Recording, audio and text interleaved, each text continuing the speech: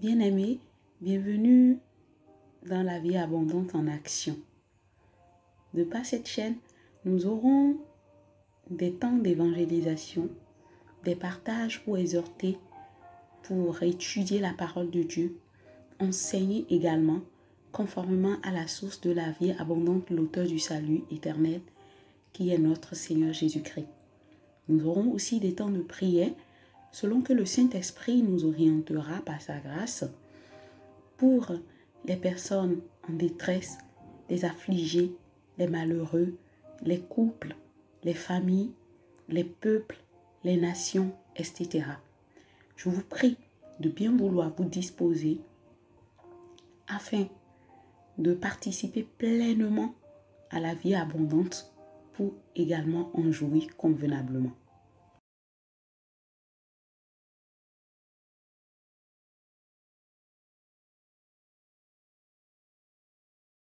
Bien-aimés, nous rendons grâce à Dieu dans sa fidélité.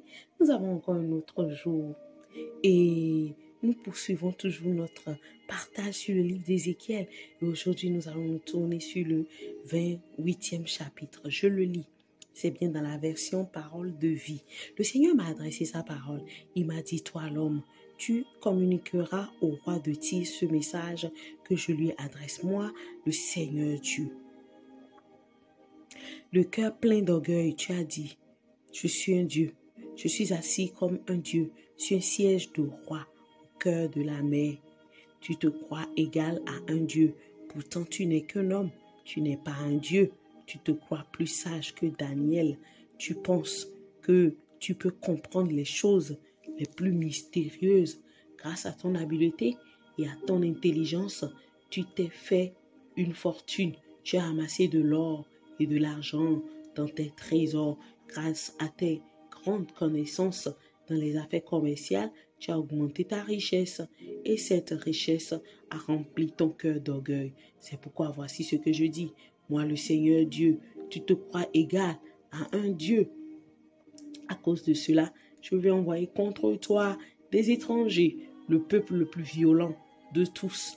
Ils détruiront par l'épée les beaux produits de ta sagesse. Ils mépriseront ta grandeur. Ils te feront descendre dans la tombe. Tu mourras d'une mort violente en pleine mer devant ceux qui vont te tuer. Est-ce que tu diras encore, je suis un Dieu? Pourtant, tu seras bien un homme et non un Dieu dans les mains de ceux qui te tueront. Tu mourras de la mort honteuse des hommes qui ne sont pas circoncis sous les coups des étrangers. C'est moi le Seigneur Dieu qui parle et c'est ce que je déclare. Le Seigneur m'a encore adressé sa parole. Il m'a dit, toi l'homme, chante un chant de deuil sur le roi de Tyr. Tu lui diras, voici les paroles du Seigneur Dieu. Tu as été un modèle de perfection. Tu étais établi de sagesse et d'une beauté parfaite. Tu vivais en Éden, le jardin de Dieu couvert de pierres précieuses, rubis, topazes et diamants, chrysolites, cornaline et jaspe, saphir, grénat et émeraude. Tu portais toutes sortes de bijoux en or réparés le jour où tu as été créé. Je t'avais choisi comme chérubin protecteur aux ailes étendues. Tu vivais sur ma montagne sainte. Tu te promenais au milieu des pierres de feu. Tu t'es conduit parfaitement depuis le jour où tu as été créé jusqu'au jour où le mal est apparu chez toi. Ton commerce est devenu important. Cela t'a poussé à la violence et tu as fait le mal. Aussi, je te chasse de ma montagne et je te mets au rang des gens ordinaires. Toi, le chérubin protecteur, je vais te chasser du milieu des pierres de feu. Ton cœur est devenu orgueilleux à cause de ta beauté. Ta brillante réussite t'a fait perdre la tête. C'est pourquoi je te jette par terre et je te présente ainsi aux autres rois. Dans la conduite de tes affaires, tu as été souvent injuste et malhonnête. De cette façon, tu as traité les lieux saints avec mépris. C'est pourquoi j'allume dans ta ville un feu qui va te détruire. Je te transformerai en cendre sous les yeux de tous ceux qui te regardent. Tous les peuples qui te connaissent seront dans une profonde tristesse à cause de toi. Tu feras peur à tout le monde. Tu seras détruit pour toujours. Le Seigneur m'a adressé sa parole. Il m'a dit, toi l'homme, tourne ton visage vers la ville de Sidon et parle contre elle de ma part. Tu lui diras, voici les paroles du Seigneur Dieu. Je vais agir contre toi, Sidon. Ainsi je vais monter ma gloire au milieu de ma ville. Je ferai contre toi ce que j'ai décidé et tout le monde saura que le Seigneur c'est moi. Je montrerai par là que le Dieu saint c'est moi. J'enverrai une épidémie de peste contre toi et du sang coulera dans tes rues. Tes ennemis t'attaqueront de tous côtés et beaucoup de tes habitants tomberont au milieu de la ville. Alors tout le monde saura que le Seigneur c'est moi. Le Seigneur a dit encore, les peuples étrangers qui entourent Israël ne mépriseront plus ce peuple. Ils ne seront plus pour lui comme des buissons d'épines qui piquent et qui griffent. Alors tout le monde saura que le Seigneur c'est moi. Voici les paroles du Seigneur Dieu. Je rassemblerai les Israélites du milieu des peuples où je les ai envoyés un peu partout par là. Je montrerai aux autres peuples que je suis le Dieu saint.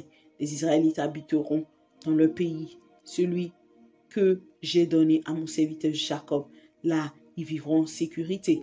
Ils bâtiront des maisons et planteront des vignes. Ils vivront en sécurité.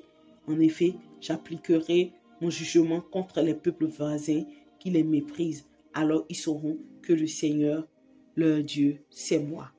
Amen. Et bien aimé, nous sommes dans un texte où, heureusement aujourd'hui, je me suis plutôt d'abord penchée dans la version de ma langue natale et j'avais compris beaucoup de choses qui ne sont pas, bien sûr, assez explicitées dans la parole de vie. Donc, en première partie, je l'ai intitulé d'abord,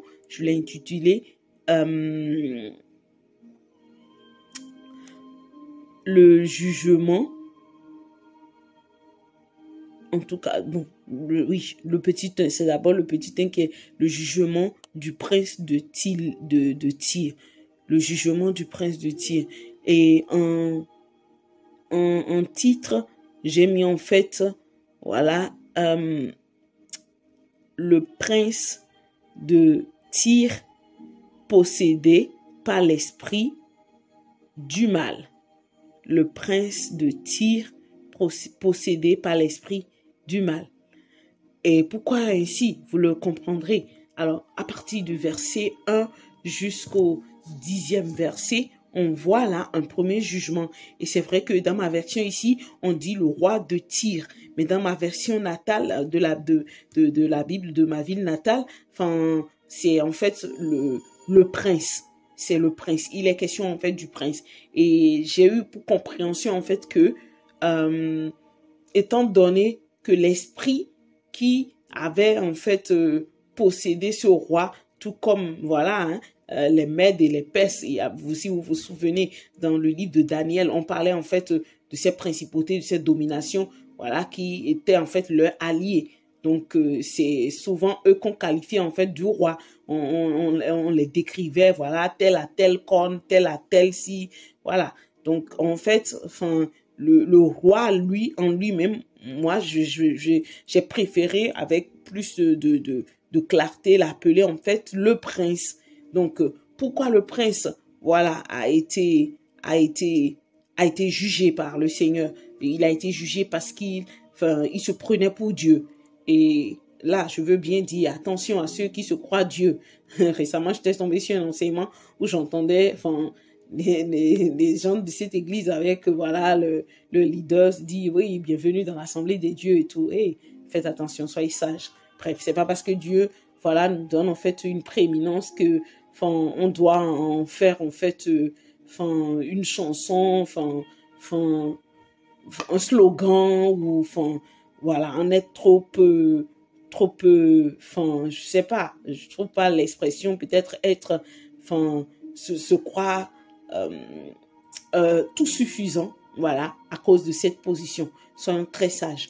Donc, bref, je referme cette parenthèse, j'avais pas prévu ça. Je crois que c'est conduit de l'Esprit de Dieu et que celui qui a les oreilles entende ce que l'Esprit de Dieu est en train de dire à son Église. Amen.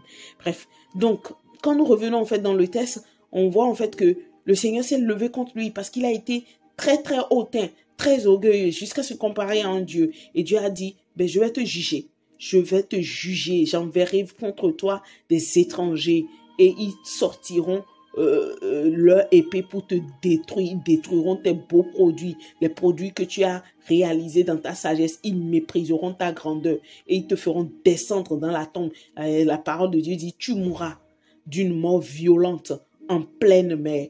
Donc on voit en fait que,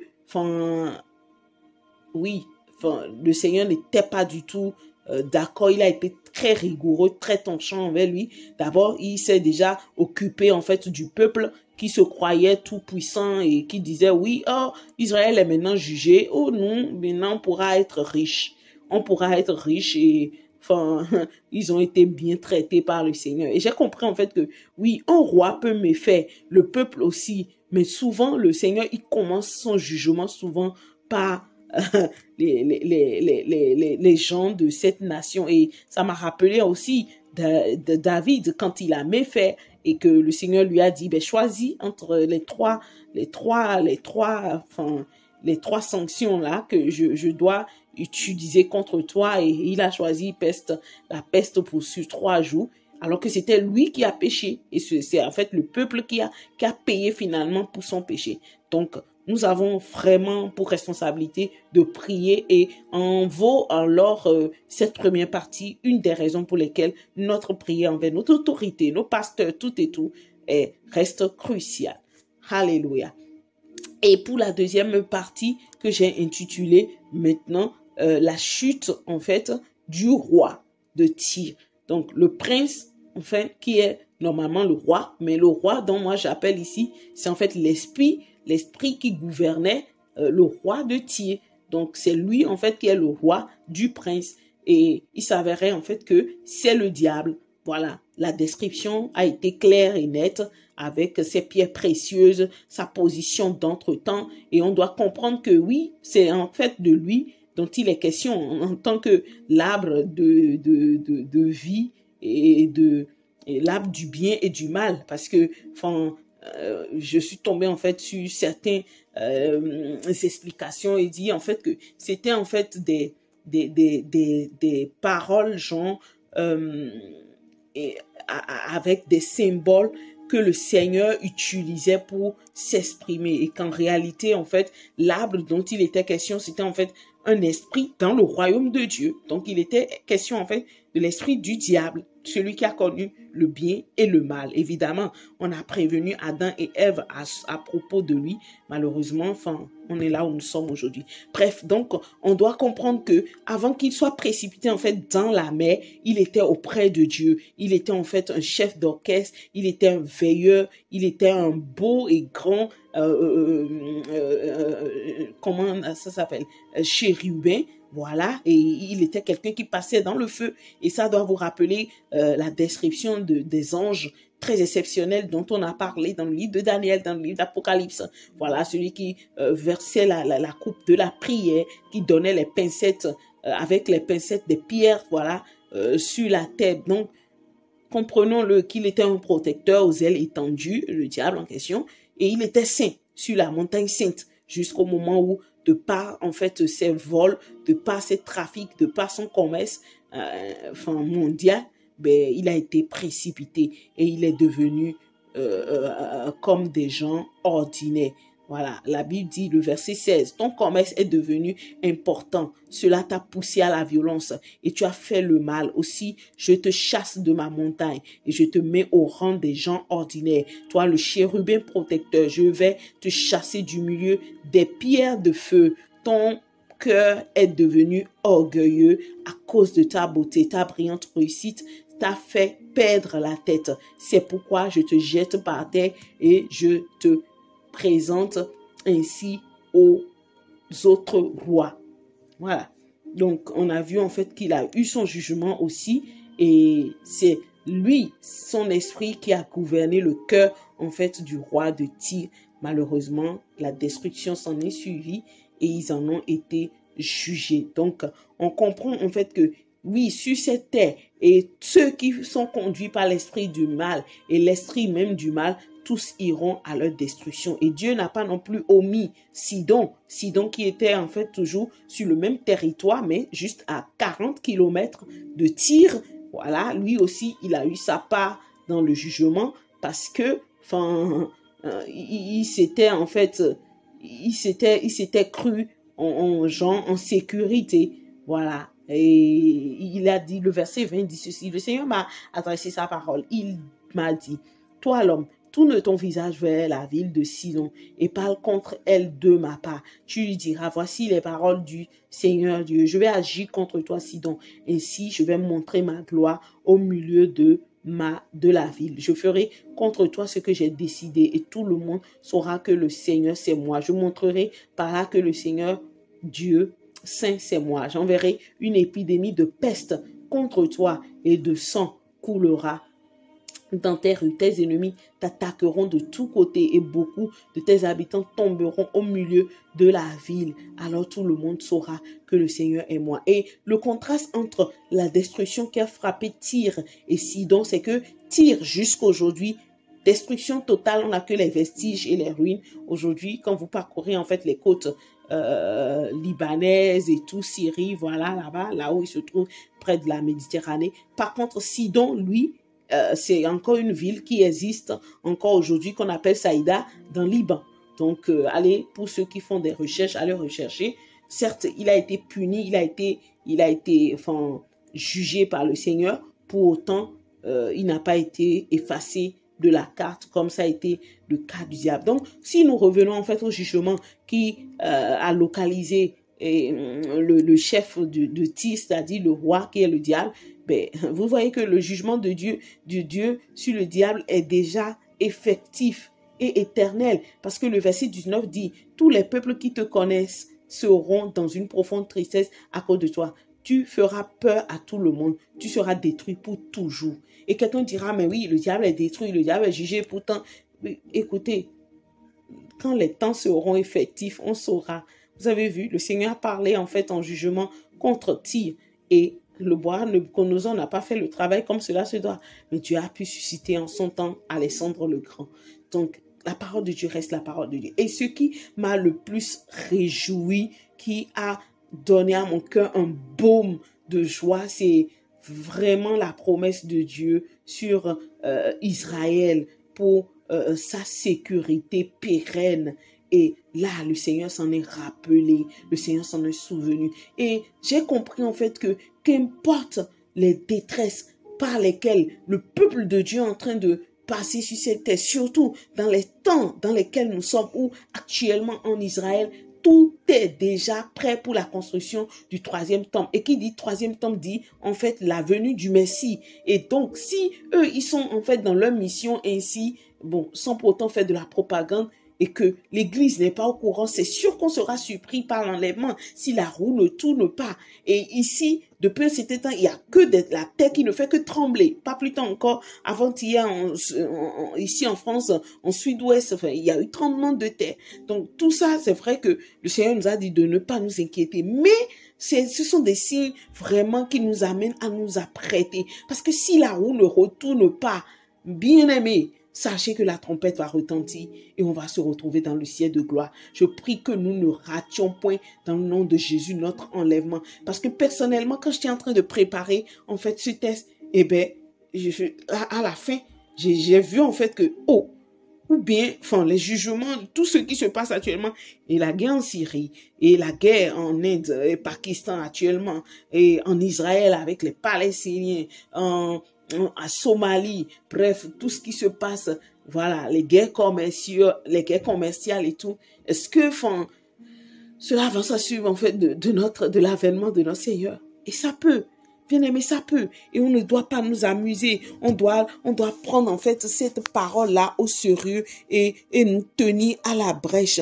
être prêt pour que à tout moment, quand la trompette va sonner, on puisse se retrouver dans la gloire. Je prie que toi et moi, nous ne rations point notre enlèvement dans le nom de Jésus. Parce que aussi vrai que Dieu s'est tourné vers ceux qui se sont moqués de son peuple pour les juger proprement, il s'est souvenu en fait de la promesse. Et peut-être que le Seigneur t'a fait une promesse quelconque. Tant que tu es sur la terre, ne désespère pas.